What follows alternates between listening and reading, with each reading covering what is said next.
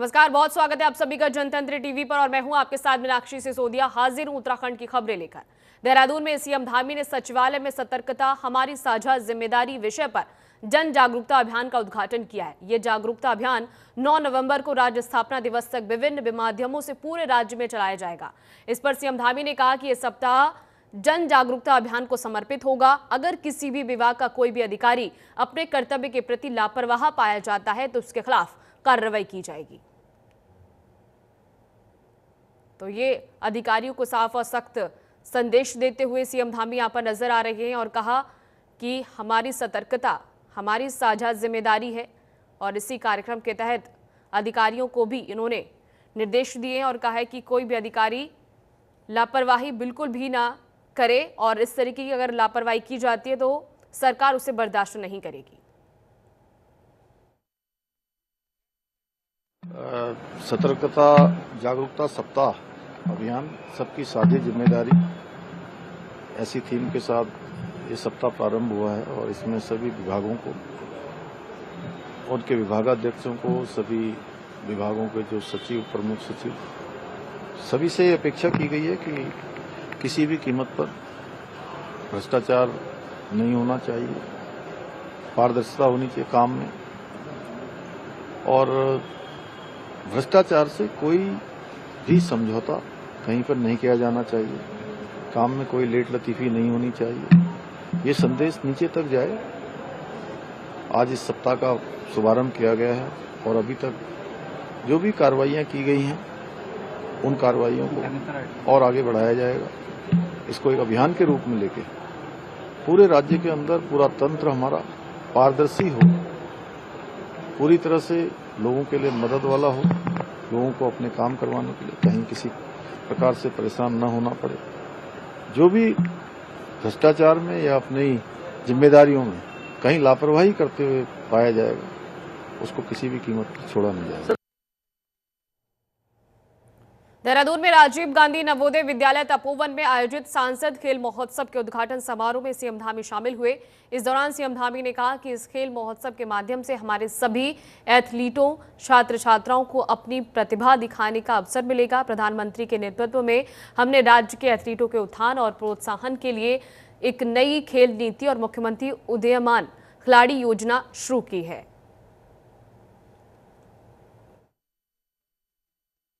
निश्चित रूप से इस खेल महोत्सव के माध्यम से हमारे सभी खिलाड़ियों को, छात्रों को, छात्राओं को अपनी प्रतिभाओं का प्रदर्शन का अवसर मिलेगा, खेलों के क्षेत्र में आगे बढ़ने का अवसर मिलेगा और हम राज्य के अंदर प्रधानमंत्री जी की प्रेरणा से खिलाड़ियों के उत्थान के लिए, उनको आगे बढ़ाने के लिए जहां हमने नई खेल नीति प्रारंभ की है, मुख्यमंत्री उदीयमान खिलाड़ी योजना प्रारंभ की है, हम राज्य के 8 प्रमुख शहरों में 23 खेल अकादमियों का निर्माण भी कर रहे हैं, खेल लीगेसी प्लान भी बना रहे हैं, जिसमें हमारे 1000 खिलाड़ी प्रतिवर्ष वहां से प्रशिक्षित होकर निकलेंगे। और इस वर्ष राष्ट्रीय खेलों में हमारे राज्य के खिलाड़ियों ने बहुत अच्छा प्रदर्शन किया। 103 पदक जीतकर खेल तालिका में हम 7वें स्थान पर आ गए, जो हमारे लिए बहुत गौरव की बात है। और ये प्रतियोगिता राष्ट्रीय खेलों की हमारे राज्य के लिए देवभूमि के साथ साथ खेल भूमि की ओर भी हमारा मार्ग प्रशस्त करने में बहुत बड़ी प्रेरित और बहुत बड़ी सहायता होने वाली है। इस खेल महोत्सव के शुभारंभ अवसर पर मैं सभी विद्यार्थियों को, खिलाड़ियों को उनके उज्जवल भविष्य की कामना करता हूं कि वो खेलों के क्षेत्र में आगे बढ़े, आज अपना करियर बना सकते हैं। राज्य सरकार उनके साथ है। तो वहीं दूसरी तरफ धामी सरकार ने अग्निवीर भर्ती पूर्व निःशुल्क प्रशिक्षण के लिए एसओपी तैयार की है। खेल एवं युवा कल्याण विभाग सभी जिलों में युवाओं को प्रशिक्षण देने का काम करेगा। खेल एवं युवा कल्याण विभाग सेना में अग्निवीर बनकर देश की सेवा करने के इच्छुक युवक युवतियों को भर्ती पूर्व निःशुल्क प्रशिक्षण देगा। और साथ ही साथ ये भी बताते चले कि सैनिक कल्याण मंत्री गणेश जोशी ने कहा है कि सीएम धामी ने बीते दिनों खेल एवं युवा कल्याण विभाग को प्रदेश के युवाओं को अग्निवीर भर्ती के लिए प्रशिक्षण देने के निर्देश दिए थे ताकि वो उत्तराखंड के महान सैन्य परंपरा के अनुसार सेना में अपना करियर बना सकें। उत्तराखंड एक सैनिक बहुल प्रदेश है। देश की सेना का 17.5% की पूर्ति हमारा छोटा सा राज्य करता है। चाहे सैन्य अधिकारी के रूप में हो, चाहे एक सैनिक के रूप में हो, यहाँ के नौजवान देश की सीमा पर जाकर देश की रक्षा करना चाहते हैं। और अग्निवीर योजना जब से शुरू हुई है, एक यंग फौज हमारी तैयार हो रही है। मैं लंसडाउन में जाकर उन अग्निवीरों से मिला था, अभी मैं गया था, और हमने, क्योंकि अभी हम सैनिक कल्याण के विभाग के माध्यम से इनको प्री ट्रेनिंग कराते हैं, और मैं आभार व्यक्त करना चाहता हूं माननीय मुख्यमंत्री जी का कि इनकी जो डाइट के लिए धनराशि मिलती थी बहुत कम थी, माननीय मुख्यमंत्री जी ने उसको बढ़ा दिया है। अब जितना खिलाड़ियों को धनराशि मिलती है उतनी इनको मिलेगी, जिससे उनको अच्छी खुराक मिलेगी, वो फिजिकल फिट होंगे। और अब सरकार ने खेल विभाग द्वारा भी इनको ट्रेन करने का के लिए एसओपी जारी की है, तो निश्चित ही इससे हमारे नौजवान अधिक से अधिक फौज में भर्ती होंगे और देश की रक्षा करेंगे। लक्सर में कांग्रेस के प्रदेश उपाध्यक्ष वीरेंद्र रावत के नेतृत्व में कार्यकर्ताओं ने वोट चोर गद्दी छोड़ हस्ताक्षर अभियान यात्रा निकाली।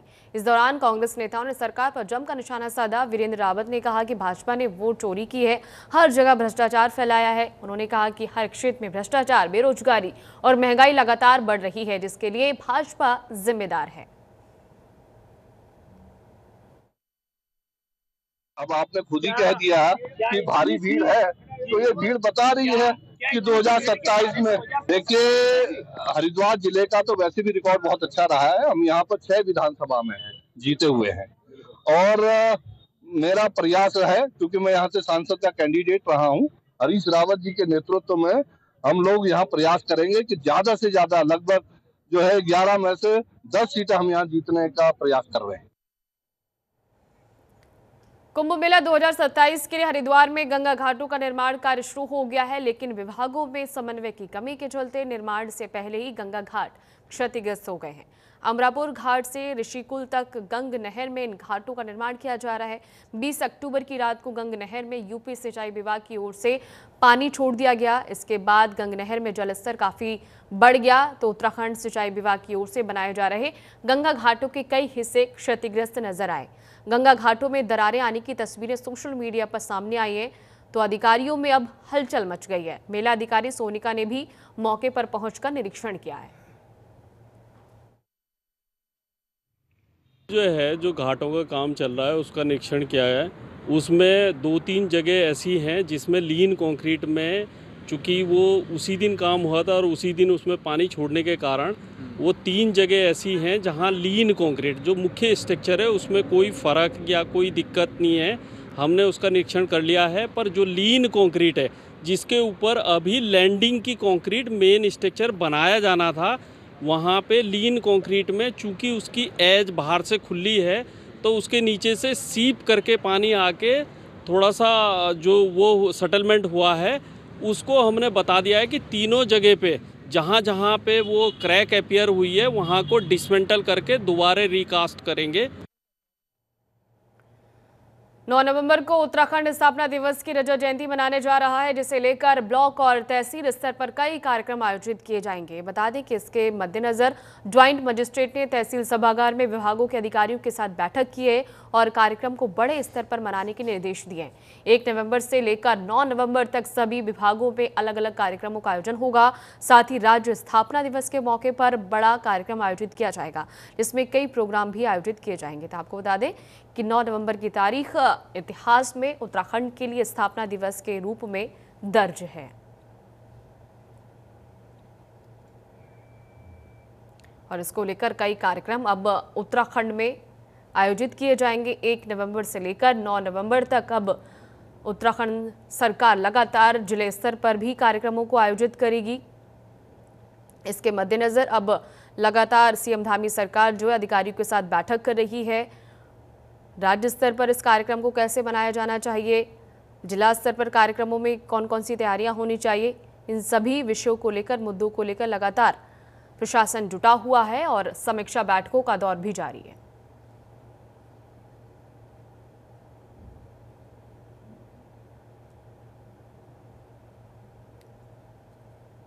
तो 9 नवंबर को ही उत्तराखंड का स्थापना दिवस मनाया जाता है। 9 नवंबर की वो तारीख है जिस दिन उत्तराखंड राज्य बना था।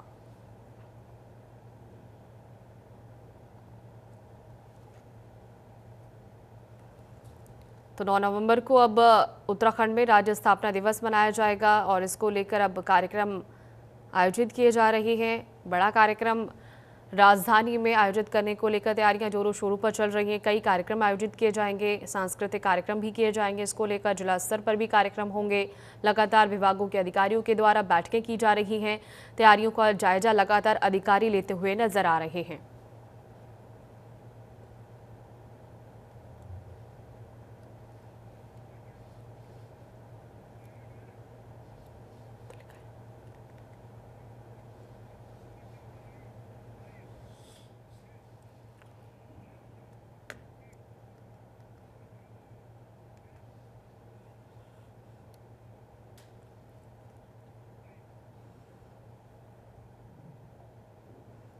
और अब खबरों में आगे बढ़ने से पहले आपको सीधे लिए चलते हैं नरेंद्र नगर, जहां पर सीएम पुष्कर सिंह धामी कार्यक्रम में मौजूद हैं। क्या कुछ करें वो आपको सुनवाएंगे और जानकारी देते चले कि टिहरी गढ़वाल में इस कार्यक्रम को रखा गया है।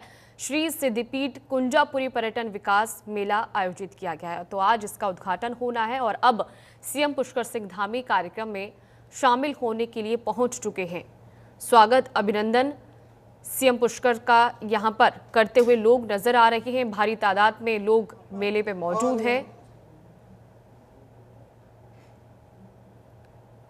तो श्री सिद्धपीठ कुंजापुरी पर्यटन विकास मेला का आयोजन किया गया है। देहरादून से आपको ये लगातार लाइव तस्वीरें आप तक पहुंचा रही हैं।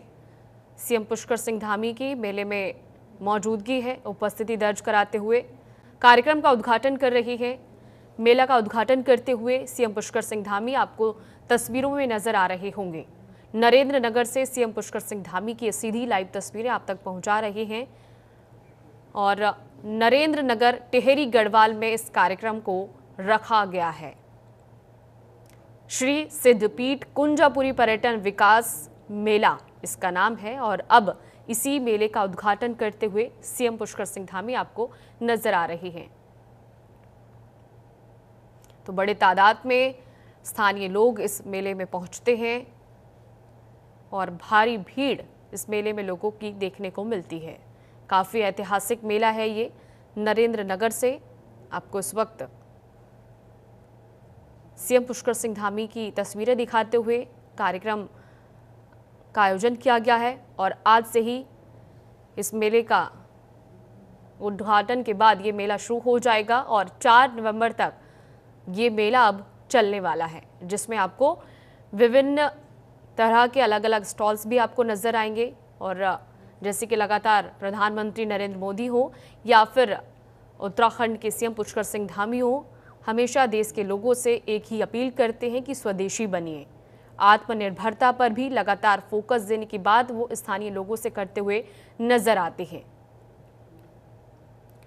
और इसी पहल को अब धरातल पर उतारने के लिए ये श्री सिद्धपीठ कुंजापुरी पर्यटन विकास मेला रखा गया है, जिसमें स्वदेशी को प्राथमिकता दी जाएगी और स्वदेशी उत्पादों से संबंधित आपको अब स्टॉल्स इस मेले में नजर आएंगे।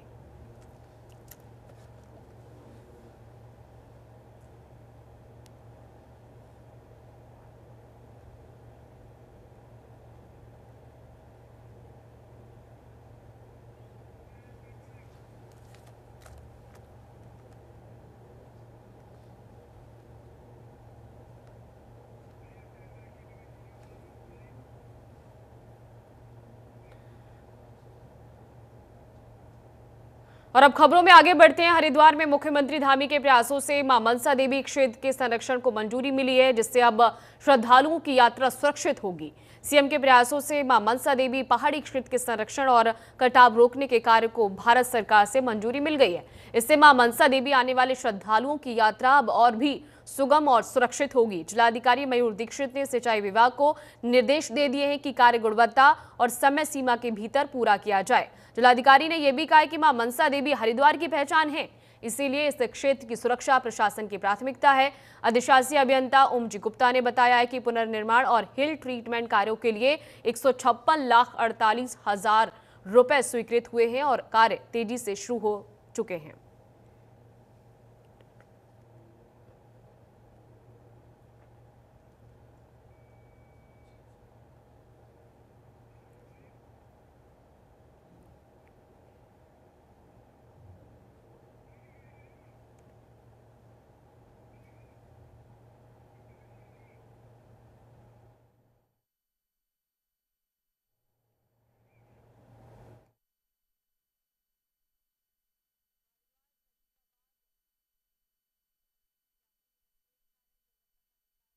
लिया गया है।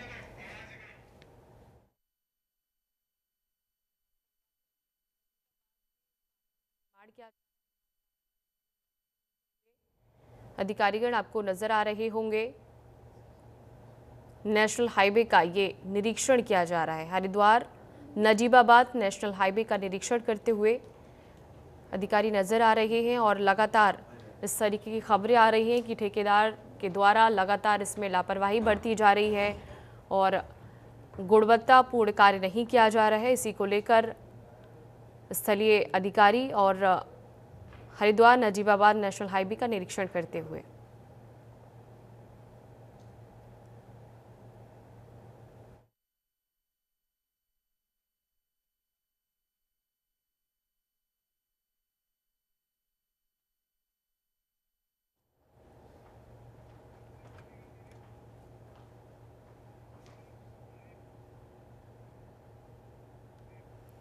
सीएम धामी द्वारा जारी आदेशों के अनुपालन में जिलाधिकारी मयूर दीक्षित ने हरिद्वार नजीबाबाद नेशनल हाईवे निर्माण कार्य का स्थलीय निरीक्षण किया है। उन्होंने निरीक्षण के दौरान कार्य की गुणवत्ता, प्रगति, सुरक्षा मानकों और निर्माण सामग्री की गुणवत्ता का विस्तार से जायजा लिया।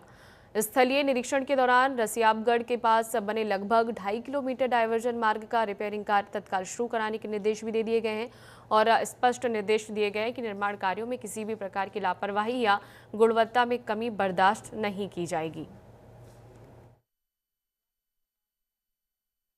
प्रातः में जो नजीबाबाद हमारा NH बन रहा है उसमें NHAI के PD और अन्य अधिकारियों के साथ निरीक्षण किया गया। इसमें जो 2-2.5 किलोमीटर का पैच है जहाँ पर अभी काफ़ी गड्ढे हो रखे थे, उस एरिया का भी निरीक्षण किया गया और वहाँ पर जो सर्विस लेन को तत्काल रिपेयर करने के लिए, नई ओवरले करने के लिए डायरेक्शन दिए गए, जिसमें कि आज सुबह कार्य प्रारंभ भी कर लिया गया है और अगले 4 से 5 दिन में पूरी सर्विस लेन हमारी उसको ठीक कर लिया जाएगा। इसके अतिरिक्त जो हमारा चंडी ब्रिज है पुराने वाला और साथ ही जो यहाँ से लेकर नजीबाबाद तक जितना भी हाईवे है उसमें जहाँ भी तो गड्ढे हैं, उस गड्ढों को रिपेयर करने के लिए, उनका भरान करने के लिए भी बता दिया गया है और साथ ही जितने भी वहाँ पर अभी स्ट्रक्चर्स पेंडिंग हैं उनका भी रिव्यू किया गया है और ये बताया गया है कि मार्च 2026 तक सभी जो पेंडिंग काम है वो कंप्लीट कर लिए जाएंगे। अल्मोड़ा में सड़क सुरक्षा को लेकर डीएम अंशुल सिंह और SSP देवेंद्र पींचा खुद सड़कों पर उतरे हैं। दोनों अधिकारियों ने पैदल नगर का भ्रमण कर यातायात व्यवस्था का निरीक्षण किया और लोगों को हेलमेट पहनने के लिए जागरूक किया है। निरीक्षण के दौरान बिना हेलमेट चलाने वाले बाइक सवारों को रोका गया और उन्हें निःशुल्क हेलमेट वितरित किया गया। अधिकारियों ने आगे से नियमित रूप से हेलमेट पहनने की सख्त हिदायत दी है। इसी दौरान नगर की विभिन्न पार्किंग स्थलों का भी जायजा लिया गया और यातायात व्यवस्थाओं को परखा गया। तो सड़क सुरक्षा को लेकर अब अधिकारीगण सड़कों पर उतरे हुए हैं और जो लोग हेलमेट नहीं पहन रहे हैं उन्हें हेलमेट पहनने की सख्त हिदायत यहां पर अधिकारियों के द्वारा दी जा रही है और निःशुल्क हेलमेट का वितरण भी किया गया।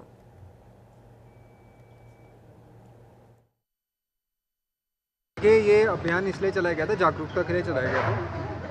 SSP साहब से कल वार्ता हुई थी तो उन्होंने ये सजेशन दिया था कि अगर ऐसा अभियान चलाया जाएगा तो लोगों में हम कॉन्फिडेंस बिल्डिंग मेजर्स भी इम्पोज कर पाएंगे। मेन काम हमारा पनिशमेंट देना नहीं, हमारा एटीट्यूड चेंज करना है। एक हैबिट में लाना है कि हेलमेट ज़रूरी होता है, हमारी प्रोटेक्शन के लिए रहता है। इसलिए हमने स्टार्टिंग में चालान भी नहीं काटे, लोगों को जागरूक करा। लेकिन अब जो कार्रवाई चल रही है, क्योंकि कई लोग फिर देखा गया कि ऐसे भी आ रहे हैं कि जो मतलब रेगुलरली हमारे ऑफेंडर्स हैं तो चालान भी हम काट रहे हैं उनका और साथ में हेलमेट भी प्रोवाइड करा रहे हैं। बट मेरी आपके माध्यम से अल्मोड़ा की जनता से रिक्वेस्ट है, हेलमेट प्लीज़ पहनिए, ये आप ही की सुरक्षा के लिए है और ये पनिशमेंट भी इसलिए रखी जाती है जो भी फाइन्स होते हैं ताकि आपके एटीट्यूड में चेंज आ पाए। देखिए, बेसिकली आज जो हेलमेट दिया गया है इसमें मैं डीएम साहब का भी धन्यवाद दूंगा जो रोड सेफ्टी की तरफ से हमने दिया है। इसमें मेन उद्देश्य था कि लोगों का एटीट्यूड को चेंज करना।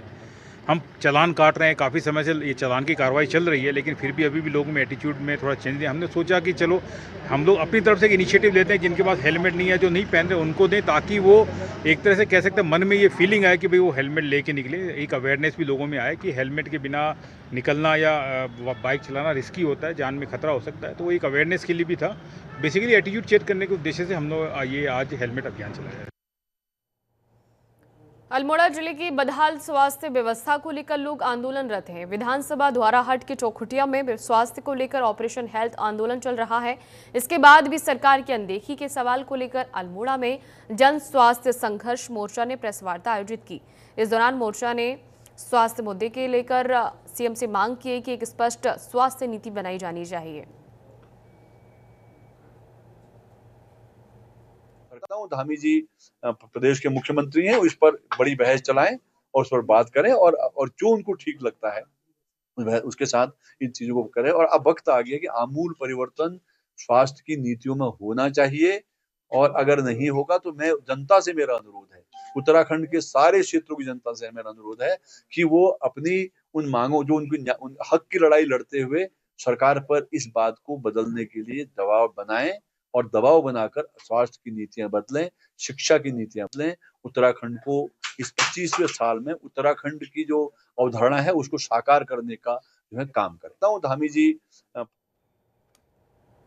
हरिद्वार पुलिस ऑनलाइन डिलीवरी करने वाले कर्मियों पर सख्त नजर रख रही है। सुरक्षा व्यवस्था को और मजबूत बनाने के लिए अब हर डिलीवरी बॉय का पुलिस सत्यापन करेगी।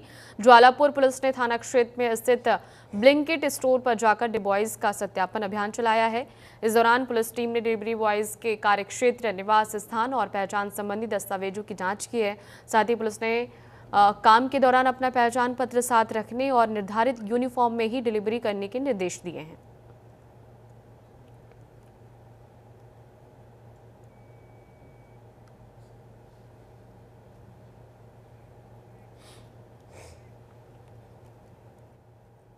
फिलहाल मेरे साथ उत्तराखंड की खबरों में बस इतना ही। लगातार बनी रहिए हमारे साथ और देखते रहिए जनतंत्र।